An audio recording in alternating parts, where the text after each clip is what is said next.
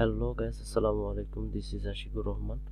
আজকে মূলত আমি আপনাদের সাথে কথা বলবো ফ্যাক্টরি আইও এবং পিএলসি নিয়ে। আসলে ফ্যাক্টরি আইও এবং পিএলসি নিয়ে অত বেশি ডিটেলস আলোচনা করব না, কারণ হচ্ছে আমি পরবর্তীতে ভিডিওগুলো টিউটোরিয়াল আকারে আপলোড করব, সেখানে আর কি সব কিছু বিস্তারিত বলে দেওয়া থাকবে। আজকে শুধু আপনাদেরকে ধারণা দেওয়ার জন্য যে আসলে পিএলসিতে কিভাবে ল্যাডার করা হয়, দেন ফ্যাক্টরি আইওতে কানেক্ট করা হয় এবং ফ্যাক্টরি আইওর একটা প্রজেক্টকে কিভাবে ওই প্রোগ্রাম দ্বারা রান করানো হয়, এই জিনিসগুলো আজকে দেখাবো। সো ফার্স্টে যদি ল্যাডার ডায়াগ্রামটা করি, এখানে সুইচ নিব আমি। ফার্স্টে সুইচের নাম দিচ্ছি i 0.0, এটাকে বলা হচ্ছে অ্যাড্রেসিং নাম্বার। দেন আরেকটা সুইচ নিব, এই সুইচটার নাম দিব i 0.1।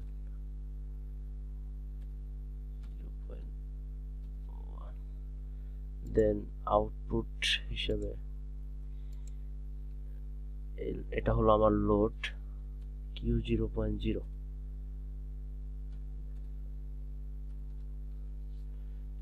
দেন প্রোগ্রাম একদম সিম্পল প্রোগ্রাম, এক লাইনে শেষ। এখন এটাকে আমি সেভ করে নেব।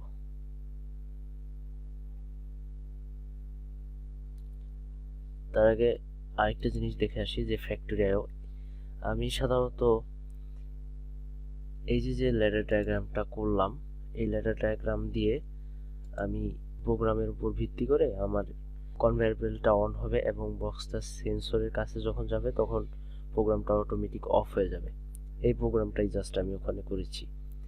এখন জিনিসটা করতে হবে, আমাকে ফাইলে যাব, ফাইলে গিয়ে ড্রাইভারসে যাব, দেন আমার পিএলসিটাকে ফ্যাক্টরি আইওর সাথে কানেক্ট করব। এখানে কানেক্ট অপশনে ক্লিক করব, এই যে টিক মার্ক শো করতেছে, তার মানে এটা কানেক্ট হয়ে গেছে।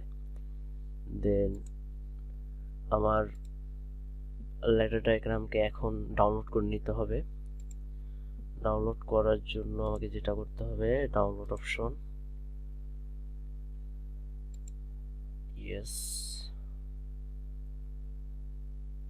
ইয়েস। এখন সিমুলেশন করব।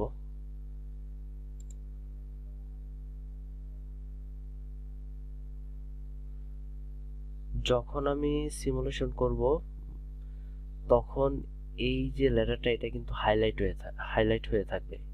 এটা আপনাদেরকে দেখাবো এখন। তার জন্য আমাকে যেটা করতে হবে, রান আপে ক্লিক করতে হবে। রান আপে ক্লিক করার পর এখন আমি এটাকে সিমুলেশন করব। যদি লেটারটা দেখি,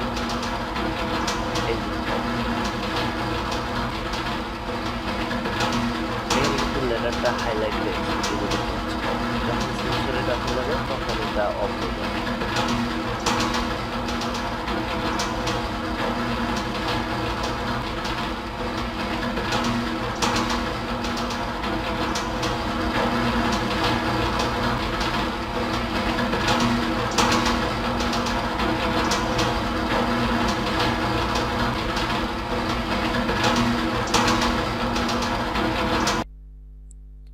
এই তো আমার প্রোগ্রামটা অফ হয়ে গেল। আসলে এটা ছিল একদম সহজ একটা প্রোগ্রাম। এটা আসলে কিচ্ছু না, বাচ্চাদের লেভেলের।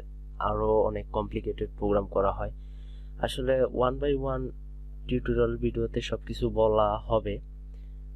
তার জন্য আপনাদেরকে চ্যানেলটা সাবস্ক্রাইব করতে হবে, দেন শেয়ার করতে হবে, লাইক করতে হবে, কমেন্ট করতে হবে।